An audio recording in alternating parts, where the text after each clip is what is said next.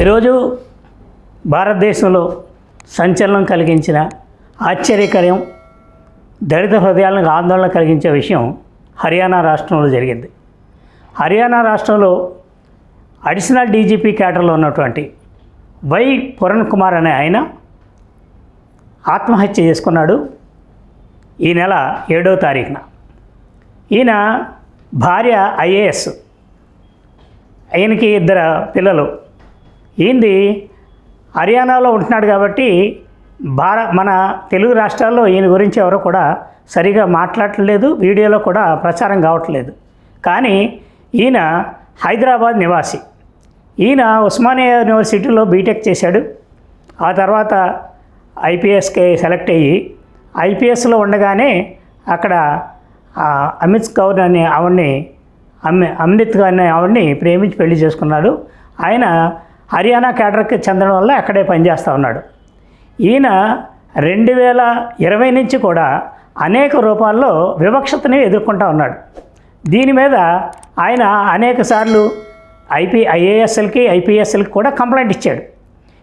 ఏ విధంగా అంటే ఈయన్ని ఎక్కడైనా గుడుల్లోకి ఈయన డ్యూటీకి వెళ్ళినప్పుడు ఆ గుడిలోకి ఈయన ప్రవేశం లేకుండా అడ్డుకోవడం, ఈయనకి ఇవ్వాల్సిన మర్యాద ఇవ్వకపోవడం, రెండోది ఈయనకి అడిషనల్ డీజీపీ స్థాయిలో ఉండి కూడా ఒక సరైన క్వార్టరు ఈయనకి ఇవ్వకుండా ఏదో పాడుబడిన క్వార్టర్ ఇవ్వడం, పాడైపోయిన కార్లు అందరూ వాడేసి ఉద్దేశించిన కార్లు ఈయనకి అలాట్ చేయడం, అనేక విధాలుగా 10 మందిలో ఇతన్ని రిజర్వేషన్లోంచి వచ్చావు, నీకెంతకంటే ఎక్కువ అక్కర్లేదు మర్యాద, నీకు చాలు అని విమర్శించడం, 10 మందిలోనూ ఇతన్ని అవమానించడం అనేక పర్యాలు జరుగుతుంది.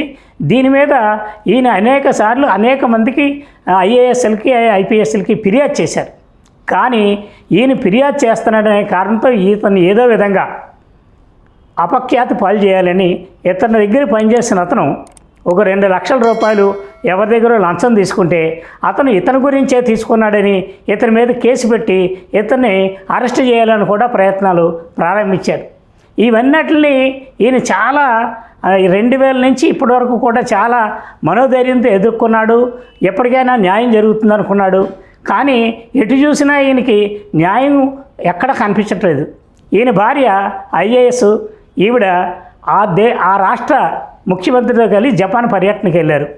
7వ తారీఖు ఉదయం జపాన్ పర్యటనలో ఉన్నటువంటి తన భార్యకి ఏదైనా వీడియో కాల్లో మాట్లాడాడు. ఆవిడ కూడా ఇతనితో మాట్లాడింది. అప్పుడు కూడా ఇతను ఏమీ చెప్పలేదు. ఉదయం మాట్లాడినప్పుడు కూడా ఇతని బాధ అయితే ఏం చెప్పలేదు. 7వ తారీఖు ఇతనికి క్వార్టర్ ఇవ్వలేదు. ఇతని బామ్మర్ది అంటే భార్య తమ్ముడు ఒక ఆప్ ఎమ్మెల్యే, పంజాబ్లో ఆప్ పార్టీకి ఎమ్మెల్యేగా పనిచేస్తున్నాడు. అతని భార్య కూడా ఐఏఎస్ఏ. అతను ఇంత ఉన్నతమైన స్థానంలో ఉన్న ఫ్యామిలీ ఇతను ఎదుర్కొంటున్న సమస్యల్ని ఎవరు కూడా పరిష్కరించలేకుండా పోతున్న క్రమంలో ఇంకా వీటికి ఎక్కడా సొల్యూషన్ దొరకదు, నేను ఉన్నంతకాలం ఈ విధంగానే కులవివక్షని అంటరానితనాన్ని ఎదుర్కోవాలి, నా చావుతుడైన మిగతా ఆఫీసర్లకి ఈ సమాజానికి ఏదైనా గుర్తింపు లేకపోతే వాళ్ళకి ఏదైనా న్యాయం జరుగుతుందేమో అని ఆలోచించి మధ్యాహ్నం భోజనం చేయకముందే ఈయన సర్వీస్ రివాల్వర్తో కాల్చుకుని ఆత్మహత్య చేసుకున్నాడు. ఆత్మహత్య చేసుకునే కొన్ని నిమిషాల ముందు ఈయన ఒక సూసైడ్ నోట్ రాశాడు. 8 పేజీలు సూసైడ్ నోట్ రాసి ఎవరు ఎప్పుడు ఏ తేదీల్లో ఏ విధంగా అతను అవమానించారు, కులవివక్షకు గురి చేశారు, అంటరాని వాడిగా నన్ను తిరస్కరించారు అని విపులంగా రాశాడు. విపులంగా 8 పేజీలు రాసి 9వ పేజీలో నేను చనిపోయిన తర్వాత నా ఆస్తులు ఎవరెవరికి చెందాలి అని వీలునామా రాసి అది ఫ్యాక్స్లో ఆ భార్యకి పంపించాడు. భార్యకి పంపించిన తర్వాత భార్య అది చూసి ఆశ్చర్యపోయి భయపడి వెంటనే ఆయనకు ఫోన్ చేయడం మొదలు పెడితే ఈయన ఫోను రెస్పాండ్ అవ్వలేదు. పిల్లలు ఇద్దరు కుమార్తెలు అతనికి. ఆ కుమార్తెలు ఇద్దరు కూడా ఆ టైంలో ఇంట్లో లేరు. ఇతనికేమో పోలీస్ అయితే గవర్నమెంట్ అయితే గెస్ట్ హౌస్ ఇవ్వలేదు, వాళ్ళకి క్వార్టర్ అలాట్ చేయలేదు. బామ్మర్ది ఇంట్లోనే ఇతను ఉంటా ఉన్నాడు. ఆ బామ్మర్ది ఇంట్లోనే జరిగింది. పిల్లలు ఎవట్లో షాపింగ్లో ఉంటే తల్లి ఫోన్ చేసి నాన్నగారు ఫోన్ తీయట్లేదు వెళ్ళి చూడమంటే ఆ పాప బజార్ నుంచి వచ్చి చూసేసరికి ఇల్లు అంతా వెతికారు, ఇంట్లో ఎక్కడ ఆయన కనిపించలేదు. అక్కడ కిందని వంట మనిషిని అడిగితే కింద మా గ్రౌండ్ ఫ్లోర్లో రూమ్లో ఉన్నాడని చెప్తే అక్కడికి వెళ్ళి చూస్తే అప్పుడు రక్తపు అడుగులో ఆయన చనిపోయి అన్నాడు. ఇది చాలా బాధపడి ఆవిడ కన్నీరు మున్నీరై తల్లికి చెప్తే తల్లి హుటాహుటిన అక్కడి నుంచి ఆ టూర్ క్యాన్సిల్ చేసుకుని 8వ తారీఖుని వచ్చేసింది చండీగఢ్ వచ్చి అక్కడ చూస్తే 8వ తారీఖు వచ్చింది. జరిగిన విషయం వెంటనే పోలీసులు వచ్చారు. ఆ శవాన్ని హ్యాండ్ ఓవర్ చేసుకున్నారు. అక్కడ ఉన్నటువంటి ఏదైతే ఎవిడెన్స్లు ఉన్నాయో అన్నీ హ్యాండ్ ఓవర్ చేసుకున్నారు. తీసుకెళ్ళి తన శవాన్ని మార్చిరీలో పెట్టారు. గవర్నమెంట్ హాస్పిటల్లో మార్చిరీలో పెట్టినప్పుడు పోలీసులు ప్రాథమికంగా చేయవలసింది శవం చూసిన వెంటనే ఏదో ఎఫ్ఐఆర్ అక్కడ నమోదు చేయాలి. ఏ విధమైన ఎఫ్ఐఆర్ నమోదు చేయలేదు. 8వ తారీఖు వచ్చింది. ఆవిడ బాధలో ఉంది. 9వ తారీఖు అందరూ వచ్చి పరామర్శిస్తున్నారు. ఈవిడ అదే మాట్లాడుతూ ఉంది. అప్పుడు అడిగింది ఎఫ్ఐఆర్ వేశారా? ఎఫ్ఐఆర్ వేయలేదు. ఇప్పటికీ ఎఫ్ఐఆర్ వేయలేదని ఆవిడ రాష్ట్ర ముఖ్యమంత్రికి చెప్తే అప్పుడు వాళ్ళు ఏదో మొక్కుబడిగా ఒక ఎఫ్ఐఆర్ వేస్తే ఇది కాదు, నా భర్త ఇదిగో 8 మంది పేర్లు అక్కడ ఉన్నటువంటి సత్రుజిత్ కుమార్ అనే ఆయన డీజీపీగా ఉన్నాడు. ఆయన సత్రుజిత్ కుమార్ అనే ఆయన డీజీపీగా ఉన్నారు. ఆయన పేరు ఏవనగాను ఆ తర్వాత అక్కడ ఉన్నటువంటి ఎస్పీని ఇంకా రిటైర్డ్ అయిపోయిన వాళ్ళు కొంతమంది ఐఏఎస్లు ఐపీఎస్ల పేర్లు ఎవరెవరైతే ఇచ్చారో ఆ పేర్లన్నీ నా దగ్గర ఉన్నాయి. మా ఆయన నా పంపించాడు.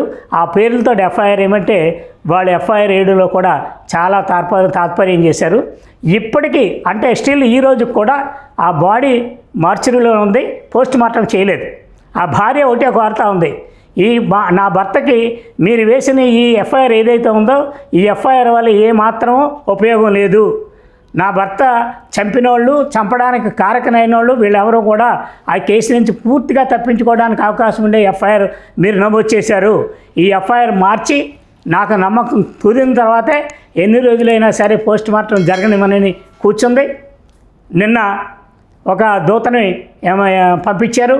కేంద్ర ప్రభుత్వం కూడా రామదాస్ అత్వాలే సామాజిక న్యాయ శాఖ మంత్రిని పంపించి ఆవిడని ఒప్పించి పోస్ట్ మార్టం చేయాలని ఇబ్బంది పెడితే ఆవిడ ససేమిరా ఒప్పుకోలేదు. ఆయన మాటను కూడా తిరస్కరించింది. ఈరోజు ఇప్పుడు ప్రజెంట్ తెలంగాణ ఉప ముఖ్యమంత్రిగా ఉన్నటువంటి బట్టి విక్రమార్క కూడా అక్కడికి వెళ్ళి ఆ కుటుంబాన్ని పరామర్శించడానికి ప్రయత్నం జరుగుతూ ఉంది. మేము ఇప్పుడు తెలిసిన సమాచారం నేను 7వ తారీఖున విషయం తెలిసిన తర్వాత 8వ తారీఖున Republican Party of India Ambedkar స్థాపించిన పార్టీకి ఇక్కడ ఆంధ్రప్రదేశ్ రాష్ట్ర అధ్యక్షుడిగాను జాతీయ కార్యదర్శిగా ఉన్నటువంటి నేను వెంటనే చండీగఢ్ వెళ్ళడం జరిగింది. చండీగఢ్ వెళ్ళి ఆ కుటుంబాన్ని ఆ సభ్యులను పరామర్శించడం జరిగింది. వాళ్ళకి సంపూర్ణమైన మద్దతు మా పార్టీ ద్వారా ఇవ్వడం జరిగింది. ఇది మేము మా పార్టీ డిమాండ్ చేసేది ఏంటంటే ఆయన ఆత్మహత్య కాదు, ఈ ప్రభుత్వమే ఈ బ్యూరోక్రాట్స్ ఎవరైతే ఉన్నారో ఐఏఎస్లు ఐపీఎస్లు ఆయన మానసికంగా హింసించి చంపేశారు. ఆ విధంగా కేసు వాళ్ళ మీద నమోదు చేయాలి. ఆ కుటుంబానికి ఇప్పుడు రక్షణ కల్పించాలి.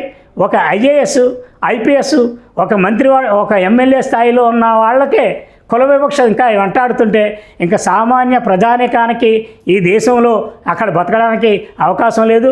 ఇప్పుడు ఏం చెప్తామంటే మనం అందరం ఎక్కడుంది కుల వివక్ష, ఎక్కడుంది ఎక్కడా లేదు, అంతా సమానమే, అంతా బ్రహ్మాండంగా చూస్తున్నానని చెప్తున్నానని కళ్ళబొల్లి మాటలు తప్పించి వాస్తవంగా ఏ స్థాయిలో ఉన్నా సరే అతను కులం తక్కువడైతే అతను కులం తక్కువడని విమర్శిస్తున్నారు. అతను దళితుడైతే అతను కులం తక్కువడని విమర్శిస్తున్నారు, వేధిస్తున్నారు. కొంతమంది బయటికి చెప్పుకుంటున్నారు, కొంతమంది చెప్పుకోలేక సరిపెట్టుకుని రాజీపడి ఇంకంతే మా బతుకులు మారవని రాజీపడి ఈ సమాజంతో బతుకుతూ ఉన్నారు.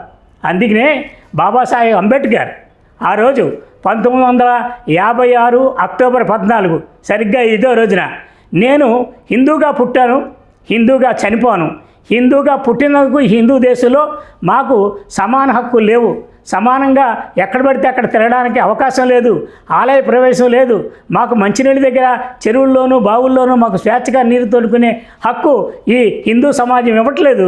అందుకనే నేను చనిపోవడం పోతే నేను హిందూగా చనిపోను, పుట్టడం నా చేతుల్లో లేదు, హిందూగా పుట్టాను, కానీ నా చావు నా చేతుల్లో ఉంది కాబట్టి నేను హిందూగా చావనని ఇదే రోజు దాదాపు 6 లక్షల మందితో నాగపూర్లో ఆయన బౌద్ధ మతాన్ని స్వీకరించాడు. బౌద్ధ మతం అంటే అక్కడ మతం కాదు, ఒక ధర్మం. ఆ ధర్మం పక్కనే అందరూ ఉండాలని ఆయన ఆకాంక్షించాడు. ఆయన ఏదైతే ఆకాంక్షించాడో ఆ ఆకాంక్ష ఇప్పటికీ నెరవేరలేదు.